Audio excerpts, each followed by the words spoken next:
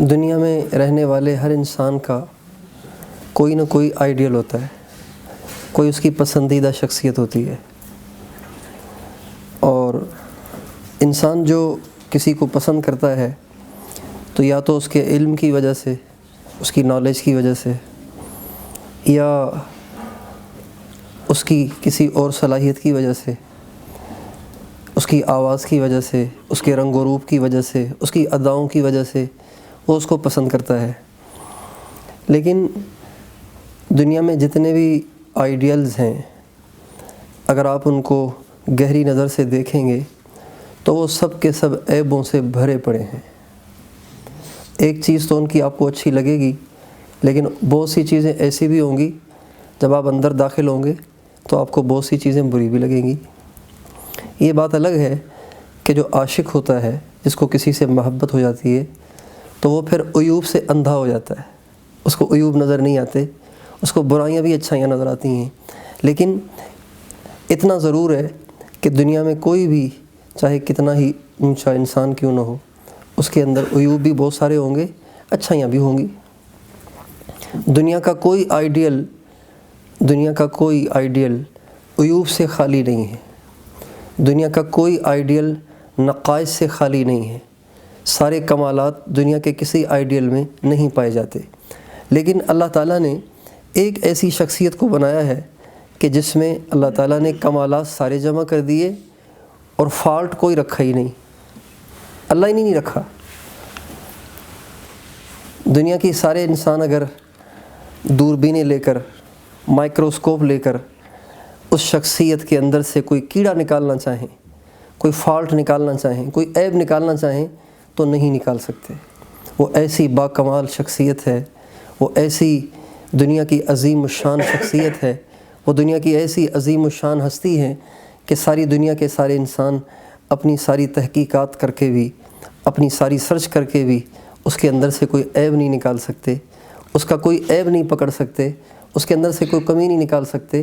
اس ذات اقدس کا نام، اس ہستی، اس شخصیت کا نام حضرت محمد مصطفیٰ احمد مجتبیٰ صلی اللہ علیہ وسلم ہے۔ وہ ایسی شخصیت ہیں کہ ان کو اللہ نے بنایا ہے، اللہ نے خود بنایا ہے، لیکن خود اللہ نے بنا کر ان کی تعریف کی ہے۔ تعریف تو کوئی اور کرتا ہے نا، کاریگر بناتا ہے، تعریف کوئی اور کرتا ہے، بھئی آپ نے تو بڑا کمال کر دیا، آپ نے تو بڑی اچھی چیز بنائی ہے۔ خود تو تعریف نہیں کی جاتی، لیکن اس مالک کے کون و مکان نے اپنے محبوب کو بنایا، اور محبوب کو بنا کے خود اس کی قسمیں کھائیں اور اس کی تعریف کی اور اس کی اوصاف کو قرآن پاک میں بیان کیا، اور خود ان کے بارے میں فرمایا، میرے نبی آپ کتنے اچھے ہیں، آپ کتنے خوبصورت ہیں، آپ کتنے باکمال ہیں۔ ایک اصول ہے کہ اپنی چیز کو پکا کرنے کے لیے قسم کھائی جاتی ہے۔ ایک آدمی کسی بات پہ یقین نہ کر رہا ہو نا، ایک دفعہ آپ اس کو کہیں وہ یقین نہ کرے، انکار کر دے، آپ پھر کہیں وہ انکار کر دے، آپ پھر کہیں پھر بھی وہ انکار کر دے، تو آپ مجبور ہو کر قسم کھا جاتے ہیں، اللہ کی قسم ایسے ہی ہے، آپ کیوں نہیں مان رہے؟ تو قسم کھائی جاتی ہے۔ اچھا، یہ بھی اصول ہے کہ قسم کھائی جاتی ہے کسی بڑی ذات کی، کسی بڑی چیز کی۔ کبھی یہ نہیں کہا جائے گا کہ جی ٹیبل کی قسم، کرسی کی قسم، پنکھے کی قسم، ٹیوب لائٹ کی قسم، ایسا تو کوئی نہیں کہے گا۔ قسم کھائی جاتی ہے بڑی چیز کی، کسی بڑی ذات کی۔ اللہ پاک نے اپنے کلام پاک میں سرکار دو عالم صلی اللہ علیہ وسلم کے چہرے کی قسم کھائی ہے، زلفوں کی قسم کھائی ہے، آپ کے وجود کی قسم کھائی ہے۔ اس سے پتہ چلتا ہے کہ نبی کریم صلی اللہ علیہ وسلم کی ذات گرامی کا کیا مقام ہے اور کتنا بڑا رتبہ ہے۔ آج ہم جن سے متاثر ہوتے ہیں، عام طور پر ہماری نوجوان نسل جن سے متاثر ہوتی ہے، تو زیادہ سے زیادہ یا تو وہ ذہین ہوتے ہیں، یا حسین ہوتے ہیں، یا اچھے سنگر ہوتے ہیں، یا اچھے ڈانسر ہوتے ہیں، یا اچھے کھلاڑی ہوتے ہیں۔ یہی خوبیاں دیکھ کر نوجوان نسل اس کو آئیڈیل بناتی ہے، لیکن سرکار دو عالم صلی اللہ علیہ وسلم وہ ذات گرامی ہیں کہ جن کے اندر وہ کمالات ہیں کہ جس کا دنیا اتنی ترقی کے باوجود بھی تصور نہیں کر سکتی۔ دنیا کتنی ترقی کر گئی ہے، لیکن اس کا کوئی تصور کر سکتا ہے کہ کسی کی انگلی کے اشارے سے چاند دو ٹکڑے ہو جائے؟ کوئی اس کا تصور کر سکتا ہے؟ اتنی ترقی کے باوجود بھی کوئی انگلی کے اشارے سے چاند کو دو ٹکڑے نہیں کر سکتا۔ ہمارے نبی کے پاس کفار مکہ آئے اور کہنے لگے یا رسول اللہ، اے محمد آپ اپنے آپ کو نبی کہتے ہیں، اگر آپ نبی ہیں تو آپ ہمیں کوئی نشانی دکھائیں۔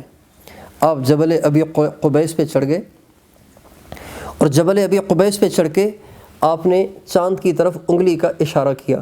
جو ہی انگلی کا اشارہ کیا تو چاند کا ایک ٹکڑا ادھر چلا گیا اور دوسرا ٹکڑا ادھر چلا گیا۔ تو وہ جو مکے کے کافر تھے وہ کہنے لگے او بھائی محمد نے ہماری نگاہوں پہ جادو کر دیا ہے، اس لیے ہمیں چاند دو ٹکڑے نظر آ رہا ہے، ورنہ چاند دو ٹکڑے کیسے ہو سکتا ہے؟ چاند دو ٹکڑے کیسے ہو سکتا ہے؟ چنانچہ انہوں نے تحقیق کے لیے کچھ دنوں کے بعد ایک قافلہ شام سے آ رہا تھا مکے کی طرف، تو شام بہت دور ہے مکے سے۔ وہ جو قافلہ وہاں سے آیا تو ان کو کہا کہ محمد سے ہم نے نشانی کا مطالبہ کیا، اس نے ہماری آنکھوں پہ ہی جادو کر دیا، ہم نے دیکھا چاند دو ٹکڑے ہو گیا۔ کہا بھائی جادو نہیں تھا، وہ تو ہم نے بھی شام میں دیکھا کہ چاند کے دو ٹکڑے ہو گئے تھے، ایک ادھر چلا گیا تھا ایک ادھر چلا گیا تھا۔ اب بتائیے ہمارے نبی کی کتنی بڑی شان ہے کہ انگلی کے اشارے سے جس کے چاند دو ٹکڑے ہو جائے اس کا اللہ کے ہاں کیا مقام ہوگا، وہ کتنے با اختیار ہوں گے۔ ایک دفعہ ابو جہل ہمارے نبی کی خدمت میں آیا اور اس کے ہاتھ اس کی مٹھی میں چھوٹی چھوٹی پتھریاں تھیں، کنکریاں تھیں، تو کہنے لگا محمد آپ آسمان کی خبریں بتاتے ہیں، اپنے آپ کو نبی کہتے ہیں، آپ پہلے یہ تو بتائیں میری مٹھی میں کیا ہے؟ آسمان کی باتیں تو آپ بعد میں بتائیں، پہلے یہ بتائیں میری مٹھی میں کیا ہے؟ آپ علیہ السلام نے فرمایا میں بتاؤں یا جو مٹھی میں ہے وہ خود بتائے؟ میں بتاؤں یا جو تمہاری مٹھی میں وہ خود بتائے کہ وہ کیا ہے؟ چنانچہ آپ علیہ السلام کے یہ فرماتے ہی وہ جو پتھریاں اور کنکریاں ابو جہل کی مٹھی میں تھیں وہ اللہ کا ذکر کرنے لگ گئیں، پتھریاں اللہ کا ذکر کرنے لگ گئیں نبی کریم صلی اللہ علیہ وسلم کی توجہ کی برکت سے۔ ایک دفعہ آپ علیہ السلام تشریف فرما تھے، ایک عرب کے بدو آئے، تو عرب جو بدو تھے وہ گوہ کھاتے تھے، گوہ کھاتے تھے۔ گوہ سمجھتے ہیں آپ حضرات؟ ہیں کیا کہتے ہیں اس کو پشتوں میں؟ سمسارا۔ سمسارا۔ عرب گوہ کھاتے تھے۔ تو ایک بدو آیا، اس کے ہاتھ میں ایک مری ہوئی گوہ تھی، اس کو شکار کر کے لایا تھا۔ اس مری ہوئی گوہ کو اس نے آ کے ہمارے نبی کے قدموں میں ڈالا اور کہا اے محمد لا اؤمن بک حتی یؤمن بک ھذا الذب، جب تک یہ مری ہوئی گوہ تیرے رسول ہونے کی گواہی نہیں دے گی میں بھی تجھے رسول نہیں مانوں گا۔ آپ علیہ السلام کے دل میں چونکہ انسانیت کو جنت میں لے جانے کا بہت زیادہ شوق تھا اور بہت زیادہ آپ کے اندر یہ تڑپ اور طلب ہوتی تھی کہ کوئی کفر پہ نہ مرے، سب کے سب اسلام لے آئیں، چاہے اس کے لیے مجھے کچھ ہی کرنا پڑے۔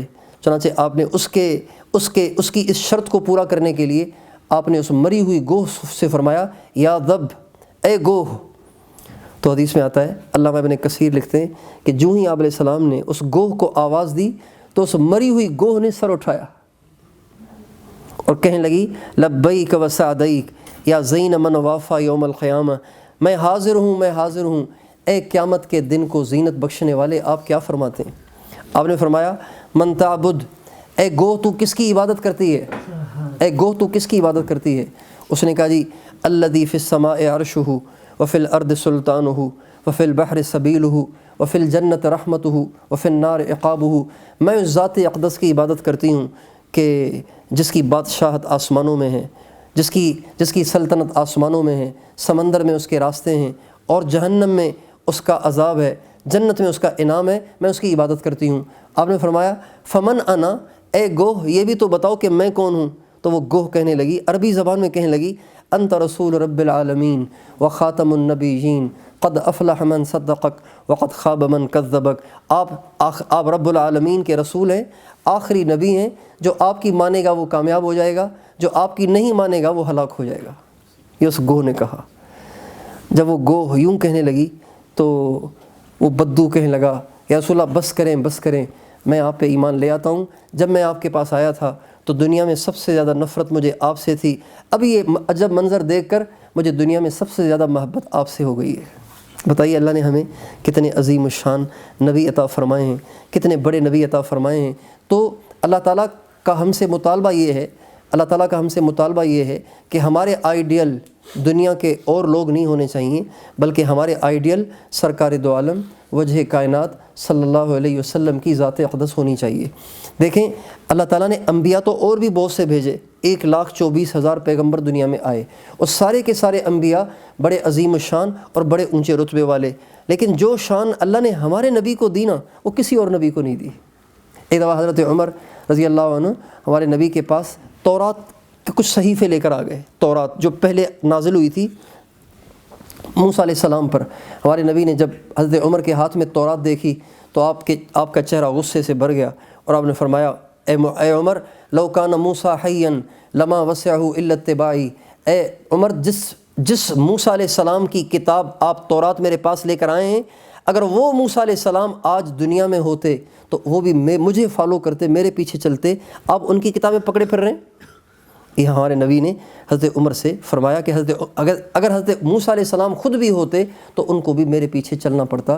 اب جب موسیٰ علیہ السلام بھی ہمارے نبی کے پیچھے چلتے اور ہمارے نبی کے پیچھے چلے بغیر وہ کامیاب نہ ہوتے، تو بتائیے ہم آپ دنیا داروں کے پیچھے چل کر اور دنیا کے جو جھوٹے آئیڈیل ہیں ان کو فالو کر کے کیا ہم کامیاب ہو سکتے ہیں؟ ہماری اللہ تعالیٰ نے دنیا اور آخرت کی کامیابی صرف حضرت محمد صلی اللہ علیہ وسلم کو فالو کرنے میں رکھی ہے۔ ہمارے نبی کے جو اخلاق ہیں یہ ہر مسلمان کی میراث ہیں، ہر مسلمان کو اختیار کرنی چاہیے۔ ہمارے نبی کبھی غصے نہیں ہوتے تھے، ہمارے نبی بردبار تھے، برداشت کرنے والے تھے۔ ایسی باتیں آپ کے ساتھ بعض لوگوں نے کی کہ جس کو میں اور آپ اس کا تصور نہیں کر سکتے، لیکن ہمارے نبی نے اس کو درگزر کیا، برداشت کیا۔ ایک دفعہ ہمارے نبی تشریف فرما تھے تو ایک بدو آیا، اس نے آپ نے چادر پہنی ہوئی تھی، اس نے آپ کی چادر کو پکڑا اور زور سے کھینچا، اتنے زور سے کھینچا کہ آپ کی چادر مبارک پھٹ گئی۔ اور حدیث میں آتا ہے کہ وہ جو چادر تھی نا وہ اس قسم کی تھی، اس کے یہاں حاشیے پر کوئی کڑھائی ہوئی تھی، تو وہ یہ حصہ ہمارے نبی کی گردن کے پاس تھا۔ جب اس نے زور سے کھینچا تو اس حاشیے کی وجہ سے ہمارے نبی کی گردن چھل گئی اور خون نکل آیا، کھال اتر گئی۔ لیکن نبی کریم صلی اللہ علیہ وسلم اتنی بڑی بدتمیزی اور بے ادبی اور اتنی بڑی زیادتی کے باوجود بھی آپ اس پہ غصے نہیں ہوئے، اور اس نے جس لہجے میں بات کی وہ لہجہ بھی بہت بدتمیزی والا۔ وہ کہنے لگا اے محمد یہ جو مال تمہارے پاس غنیمت کا مال رکھا ہوا تھا، کہنے لگا یہ جو مال تمہارے پاس رکھا ہوا ہے یہ تمہارے باپ کا نہیں ہے، یہ اللہ کا مال ہے، مجھے بھی اس میں سے کچھ دو۔ ہمارے نبی اتنی ساری بدتمیزیوں کو سہتے ہوئے مسکراتے ہوئے فرمانے لگے بے شک یہ مال اللہ ہی کا ہے، بھائی اس کے اونٹ کو کھجوروں سے بھر دو، اس کے اونٹ کو غلے سے بھر دو۔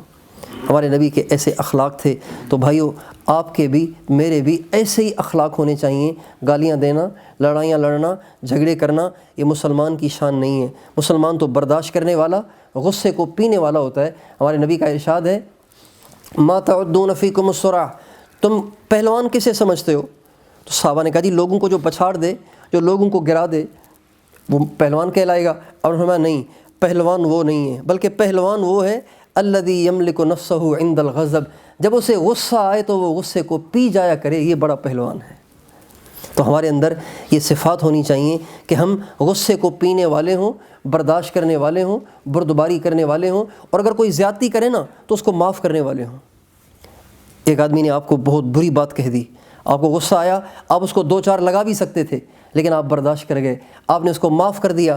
یہ بہت بڑے اخلاق ہیں، یہ ہمارے نبی کے اخلاق ہیں۔ ہمارے نبی کی اولاد میں سے حضرت امام زین العابدین رحمۃ اللہ علیہ یہ حضرت امام حسین کے بیٹے ہیں، حضرت امام حسین کے بیٹے ہیں، کربلا میں موجود تھے، بیمار ہونے کی وجہ سے یہ لڑائی میں شریک نہیں ہوئے، لہذا شہید نہیں ہوئے۔ تو ایک دفعہ یہ مسجد سے نکل رہے تھے، تو مسجد سے نکلتے ہوئے ایک شخص ان کو ملا دروازے کے پاس، اور اس نے گالیوں کی بوچھاڑ کر دی، اتنی گالیاں دیں۔ اچھا وہ گالیاں دے رہا ہے، حضرت کا چہرہ سر جھکا ہوا ہے، گردن جھکی ہوئی ہے، وہ بول ہی نہیں رہے، غصے بھی نہیں ہو رہے، چہرہ بھی لال نہیں ہو رہا، آنکھیں بھی نہیں نکال رہے۔ تو جو گالیاں دے رہا تھا اس کو حیرت ہوئی کہ یہ سن رہے ہیں نہیں سن رہے، کہیں بہرے تو نہیں ہیں۔ تو اس نے کندھے پہ ہاتھ رکھ کر ان کو جھنجھوڑا اور کہا آپ سے کہہ رہا ہوں، آپ سے اتنی ساری گالیاں آپ کو دے رہا ہوں۔ تو حضرت بڑے نرم لہجے میں ٹھنڈے مزاج کے ساتھ گردن اٹھا کے فرمانے لگے جی میں بھی آپ ہی کو معاف کرتا چلا جا رہا ہوں، آپ ہی کو معاف کرتا چلا جا رہا ہوں۔ اچھا پھر اس کے بعد آپ نے اپنی چادر اتاری، وہ اس کو ہدیے میں دے دی، اور اپنی جیب سے تھیلی نکالی، وہ اس کو گفٹ میں دے دی۔ پھر فرمانے لگے آئندہ بھی کبھی ضرورت ہو تو ہم سے آ کے لے لیا کرنا، ہمیں غیر نہ سمجھنا، ہم تمہارے ہی ہیں۔ جب آپ نے اتنے سارے احسانات کیے اس کے ساتھ تو وہ چیخنے چلانے لگا اور کہنے لگا ہاں ہاں، اہل بیت کے اخلاق ایسے ہی ہونے چاہیے، اہل بیت کے اخلاق ایسے ہی ہونے چاہیے۔ ایک دفعہ امام زین العابدین رحمۃ اللہ علیہ وضو کر رہے تھے، ایک خادمہ ان کو، گھر کی نوکرانی ان کو وضو کرا رہی تھیں۔ وضو کراتے ہوئے وہ جو لوٹا تھا نا، وہ یہاں سر میں لگ گیا، خون نکل آیا، تو غصے میں اس کو دیکھنے لگے۔ جب غصے میں اس کو دیکھا تو وہ کہنے لگی والکاظمین الغیظ۔ حضرت قرآن میں تو اللہ لکھتے ہیں، قرآن میں تو اللہ فرماتے ہیں کہ غصے کو پینا چاہیے، فرمایا میں نے غصے کو پی لیا۔ پھر اس نوکرانی نے کہا والعافین عن الناس، اور اللہ پاک پسند کرتے ہیں ان کو جو لوگوں کو معاف کر دیتے ہیں، فرمایا میں نے تمہیں معاف بھی کر دیا۔ اس نے کہا واللہ یحب المحسنین، اللہ فرماتے ہیں کہ اچھائی کرنے والے مجھے پسند آتے ہیں، فرمایا میں نے تمہیں آزاد بھی کر دیا۔ تو یہ اچھے اچھے اخلاق ہر مسلمان کی میراث ہیں، ہر مسلمان کو ان کو اپنانا چاہیے۔ آج تو نوجوان نسل تربیت کے نہ ہونے کی وجہ سے اپنی ماں کو ہی نہیں بخشتی، ماں سے ہی اونچی اونچی آواز میں باتیں کرنا شروع کر دیتے ہیں، باپ سے اونچی اونچی آواز میں باتیں کرنا شروع کر دیتے ہیں۔ حضرت امام حسن، ہمارے حضرت علی کے بڑے بیٹے، حضرت علی سے کسی نے پوچھا کہ یہ جو حسن ہے یہ آپ کے ساتھ بہت زیادہ اٹیچ رہتا ہے، بہت زیادہ فری رہتا ہے۔ تو جو بچے بہت زیادہ باپ سے اٹیچ ہو نا تو وہ فری ہو جاتے ہیں اور ادب آداب ان کے چلے جاتے ہیں، پھر وہ بالکل دوستوں کی طرح باپ سے باتیں کرتے ہیں، اونچی اونچی آوازوں میں ہنستے ہیں، کھیلتے ہیں، چھیڑتے ہیں۔ تو کسی نے حضرت امام علی سے پوچھا کہ حضرت امام حسن آپ کے ساتھ مستقل رہتے ہیں تو ان کے اخلاق آپ کے ساتھ کیا ہیں، ان کا رویہ کیا ہے؟ تو فرمانے لگے میرے اس بیٹے نے ساری زندگی میری طرف کبھی پیٹھ نہیں کی، میرے اس بیٹے نے ساری زندگی کبھی میری طرف پیٹھ نہیں کی۔ ہم تو قرآن کی طرف پیٹھ نہیں کرتے نا، حضرت امام حسن اپنے والد صاحب کی طرف پیٹھ نہیں کرتے تھے، یہ آداب میں سے ہے۔ پھر فرمایا جب میں گھر میں بیٹھا رہوں تو یہ گھر کی چھت پہ نہیں چڑھتا، گھر کی چھت پہ نہیں چڑھتا کہ ابا نیچے ہو جائیں گے، میرے پاؤں اوپر ہو جائیں گے، بے ادبی ہو جائے گی۔ پھر فرمانے لگے میں نے اس کو دیکھا کہ جب یہ دن کو میرے ساتھ چلتا تھا تو پیچھے پیچھے چلتا تھا، جب رات کو چلتا تھا تو آگے آگے چلتا تھا۔ ایک دن میں نے اس سے پوچھا بیٹا یہ کیا بات ہے، کبھی پیچھے پیچھے چلتے ہو کبھی آگے آگے چلتے ہو؟ بھائی ادب کرنا ہے تو مستقل پیچھے چلو، رات کو بھی پیچھے چلو، دن کو بھی پیچھے چلو۔ تو کہنے لگے ابو بات یہ ہے کہ دن کو آپ کے پیچھے اس لیے چلتا ہوں کہ آپ کو پیٹھ ہو جائے گی، بے ادبی ہو جائے گی، رات کو آپ سے آگے اس لیے چلتا ہوں کہ اگر کوئی دشمن گھات میں بیٹھا ہو تو وار کرے تو مجھ پہ کرے، آپ پہ کوئی آنچ نہ آئے۔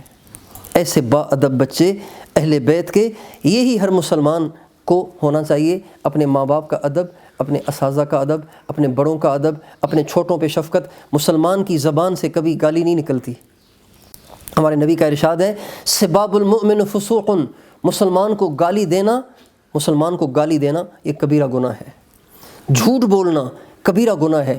وہ شخص مومن نہیں ہو سکتا جو جھوٹ بولتا ہو۔ جھوٹ تو ایک فیشن بن گیا ہے نا، جھوٹ تو ایک یعنی کاریگری بن گیا ہے، ایک کاریگری بن گیا ہے، ایک مہارت بن گیا ہے کہ بھئی جھوٹ بول کے لوگوں کو چکر دے گئے، جھوٹ بول کے لوگوں سے ہیرا پھیری کر لی۔ ہمیں چاہیے کہ ہم اپنی زبان کو سچ کا عادی بنائیں، کسی کو دھوکہ نہ دیں، سب کے ساتھ اچھا سلوک کریں، سب کو اپنے سے اچھا سمجھیں، کسی پہ انگلی نہ اٹھائیں، کسی پہ تنقید نہ کریں، کسی پہ تبصرہ نہ کریں، کسی کی غیبت نہ کریں، سب کی ہمدردی، سب کی خیرخواہی کریں۔ یہ نبی کریم صلی اللہ علیہ وسلم کے اخلاق ہیں۔ تو آپ نوجوان ہیں، یہ آپ کی عمر اپنے آپ کو صحیح راستے پر ڈالنے کی ہے، اپنے آپ کو صحیح راستے پہ ڈالنے کی ہے اور اپنے آپ کو برائیوں سے اور برے اخلاق سے بچانے کی ہے۔ اگر اس عمر میں آپ نے اپنے غصے پہ کنٹرول سیکھ لیا اور اپنے دشمنوں کو، مخالفین کو معاف کرنا سیکھ لیا اور برے لوگوں کے ساتھ اچھائی کا سلوک کرنا سیکھ لیا، ماں باپ کے پاؤں دھو کے پینا آپ نے سیکھ لیا، تو سچ پوچھیں ساری زندگی اللہ تعالیٰ آپ کو عزت سے رکھیں گے۔ ماں باپ کی عزت کرنے والا ساری زندگی معزز رہتا ہے۔ موسیٰ علیہ السلام کے زمانے میں موسیٰ علیہ السلام نے ایک دفعہ اللہ تعالیٰ سے کہا کہ یا اللہ آپ مجھے یہ بتائیں کہ جنت میں میرے پڑوس میں کون کون لوگ رہتے ہوں گے۔ جب انسان کہیں گھر بناتا ہے تو وہاں کا پڑوس معلوم کرتا ہے کہ یہاں کے پڑوس کیسے ہیں۔ موسیٰ علیہ السلام اللہ پاک سے کہنے لگے یا اللہ آپ مجھے جنت میں بھیجیں گے تو جنت میں میرا پڑوسی کون ہوگا؟ تو اللہ تعالیٰ نے فرمایا کہ موسیٰ آپ کا جنت میں نا ایک پڑوسی ہم نے کسائی رکھا ہے، وہ جو گوشت کاٹتے ہیں۔ تو موسیٰ علیہ السلام حیران ہوئے کہ اللہ تعالیٰ میرے پڑوس میں کسائی کو رکھیں گے؟ میرے پڑوس میں تو کوئی اولیاء ہوتے، بڑے بڑے ابدال ہوتے، بڑے بڑے اللہ والے ہوتے، میرے پڑوس میں کسائی ہوگا؟ تو کسائی میں ایسی کون سی خوبی ہے کہ اللہ اس کو میرے پڑوس میں رکھیں گے؟ اللہ پاک سے پوچھا کہ یا اللہ وہ رہتا کہاں ہے؟ فرمایا فلاں جگہ بازار میں اس کی دکان ہے، وہاں گوشت بیچتا ہے۔ موسیٰ علیہ السلام وہاں پہنچ گئے، دیکھا کہ واقعی یہ کسائی بیٹھا ہوا ہے، دکان پہ گوشت بیچ رہا ہے۔ جب وہ سارے گاہکوں کو فارغ کر چکا، سارا گوشت بیچ چکا، تو اس نے ایک گوشت کا ٹکڑا اٹھایا، اپنے تھیلے میں ڈالا اور اٹھ کے گھر جانے لگا۔ موسیٰ علیہ السلام نے اس سے کہا بھائی میں مسافر آدمی ہوں اور میں آپ کے ساتھ رہنا چاہتا ہوں، آپ مجھے 1-2 دن اپنے ساتھ رکھیں گے؟ تو اس نے کہا جی ماشاءاللہ آپ تو بڑے اللہ والے نیک آدمی معلوم ہو رہے ہیں، بے شک آپ چلیں، انشاءاللہ میں آپ کی خدمت کروں گا۔ موسیٰ علیہ السلام اس کے ساتھ ہو گئے، اس کے گھر گئے، دروازہ کھولا، اندر گئے۔ موسیٰ علیہ السلام کو اس نے ایک طرف بٹھایا، اور اس نے کھانا پکانا شروع کیا۔ کھانا پکاتے پکاتے کافی دیر گزر گئی۔ اس کے بعد پھر وہ اندر آیا اور چارپائی پہ ایک بوڑھی عورت لیٹی ہوئی تھی، اتنی بوڑھی تھی کہ جیسے کپاس ہوتی ہے، روئی ہوتی ہے، جیسے کاٹن ہوتی ہے، بالکل اس طرح سے وہ کمزور ہو گئی تھی، نہ اس کا کوئی دانت تھا اور نہ اس کی ہڈیوں میں کوئی طاقت تھی۔ جب وہ آئے کھانا پکا کے تو اپنے گھٹنے کے سہارے سے اس بوڑھی عورت کو بٹھایا اور چھوٹے چھوٹے لقمے شوربے میں بھگو کے نرم کر کے اس کے منہ میں ڈالنے لگے۔ جب وہ کسائی اپنی اس عورت کی منہ میں، اس کے عورت کے منہ میں چھوٹے چھوٹے لقمے نرم کر کے ڈالتا نا، تو وہ عورت کچھ بڑبڑاتی تھی، کچھ کہتی تھی، لیکن دانت نہیں تھے تو الفاظ صاف نہیں نکلتے تھے۔ تو موسیٰ علیہ السلام دیکھتے رہے کہ یہ کیا ماجرا ہے۔ جب وہ کھانا کھلا چکا اس کو اور اس کو لٹا دیا تو وہ آیا موسیٰ علیہ السلام سے کہنے لگا آئیں جی اب ہم اور آپ کھانا کھا لیتے ہیں، تو آپ معاف کیجیے گا آپ کو کھانا کھلانے میں تاخیر ہو گئی۔ موسیٰ علیہ السلام یہ عورت کون تھی جس کو تو کھانا کھلا رہا تھا؟ کہا جی یہ میری ماں ہے، اس کا کھانا میں اپنے ہاتھ سے پکاتا ہوں، اپنے ہاتھ سے اس کو کھلاتا ہوں۔ موسیٰ علیہ السلام فرمایا کہ یہ جب تو اس کے منہ میں لقمہ ڈالتا تھا تو یہ کچھ کہتی تھی، یہ کیا کہتی تھی؟ تو وہ کسائی رونے لگا اور کہنے لگا جی بس وہ میری ماں ہے نا، تو ذرا دیوانی سی ہے، عمر اس کی بڑی ہو گئی ہے نا، اس لیے ذرا بے کی باتیں کرتی ہے۔ کہتی کیا تھی؟ کہتی یہ تھی کہ بیٹا تو میری اتنی خدمت کرتا ہے، اللہ تجھے اس کے صلے میں موسیٰ کا ساتھی بنائے، موسیٰ کا پڑوسی بنائے۔ تو موسیٰ علیہ السلام نے فرمایا بھائی میں موسیٰ ہوں، اللہ نے میری طرف وہی بھیجی ہے، اللہ نے تمہیں میرا پڑوسی بنا دیا ہے۔ تو ماں کی دعا ایک کسائی کو نبی کا پڑوسی بنا دیتی ہے، اس لیے ماؤں کی دعائیں لیں، باپ کی دعائیں لیں، اپنے رشتہ داروں کے ساتھ حسن سلوک کریں۔ آج کل چونکہ اغراض کی دنیا ہے، نفسا نفسی کا دور ہے، اس لیے رشتہ داروں کی آپس میں بہت ساری لڑائیاں چلتی ہیں۔ سال ہا سال اپنی پھوپھیوں سے لوگ نہیں ملتے، اپنی خالوں سے لوگ نہیں ملتے۔ ہمارے نبی کا ارشاد ہے جو قریبی رشتہ داروں سے تعلق توڑ دیتا ہے، چاہے انہی کا قصور ہو، جو ان سے تعلق توڑ دیتا ہے، اللہ تعالیٰ اس کی نہ فرض نمازیں قبول کرتے ہیں نہ اس کی نفل نمازیں قبول کرتے ہیں، اس کی ساری نمازیں عبادتیں مردود ہو جاتی ہیں۔ بہت سے لوگ نماز کے بڑے پکے پہلی صف کے نمازی ہوتے ہیں، اپنی خالہ سے نہیں ملتے، اپنے بھائیوں سے ان کا تعلق ٹوٹا ہوا ہوتا ہے۔ تو اس لیے آپ سارے نوجوانوں سے، بچوں سے درخواست ہے کبھی کسی سے تعلق نہیں توڑنا، اس لیے کہ تعلق توڑنا ہمارے نبی نے منع کیا ہے، اللہ نے بھی ہمیں منع کیا ہے۔ زیادتی کرنے والوں کی زیادتیوں کو برداشت کرنا، ان سے تعلق جوڑے رکھنا، یہ ہمارے آقا کی سنت ہے، ہمارے آقا کی سنت ہے۔ ہمارے نبی نے، جنہوں نے ہمارے نبی کے ساتھ زیادتیاں کیں، ساری زندگی مخالفتیں کیں، دشمنیاں کیں، ہمارے نبی نے ان سے تعلق جوڑا کہ توڑا؟ جوڑا ہے۔ آپ جب مکہ معظمہ میں 10,000 کا لشکر جرار لے کر فاتحانہ داخل ہوئے تو مکہ معظمہ میں بہت زیادتیاں کرنے والا ایک شخص تھا، اس کا نام تھا سہیل بن عمرو، سردار تھا اپنی قوم کا۔ بہت زیادتیاں کیں اس نے ہمارے نبی کے ساتھ، بہت بدتمیزیاں، بہت بے ادبیاں کیں۔ لیکن جب آپ مکے میں داخل ہوئے تو آپ کو پتہ چلا کہ سہیل ابھی یہی ہے، تو آپ نے اپنے مسلمانوں سے فرمایا من لقی منکم سہیلا فلا یشد الیہ النظر، جو تم میں سے سہیل کو دیکھے تو اس کو ترچھی نگاہوں سے نہ دیکھے، کہیں وہ ڈر نہ جائے، اس کو محبت دو، انشاءاللہ وہ اسلام میں آ جائے گا۔ یہ ہمارے نبی کے اخلاق تھے۔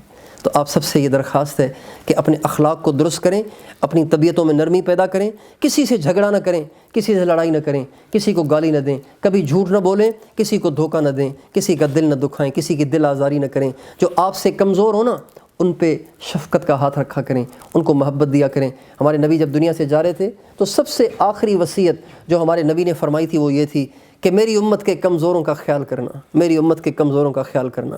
تو کیا خیال ہے آپ سارے نوجوان کوشش کریں گے نا انشاءاللہ؟ اس کی آخری درخواست یہ ہے کہ نماز ضرور پڑھا کریں، نماز ضرور پڑھا کریں۔ 5 وقت کی نماز پڑھنا ہر مسلمان کے لیے فرض عین ہے، اس سے کبھی چھٹکارا نہیں ہے۔ آپ سے پوچھتا ہوں، حضرت امام حسین جب کربلا میں تھے میدان کربلا میں تھے، ان کے اکثر ساتھی شہید ہو گئے، بچے سارے شہید ہو گئے۔ جب ظہر کی نماز کا وقت آیا تھا تو انہوں نے نماز پڑھی تھی یا چھوڑ دی تھی؟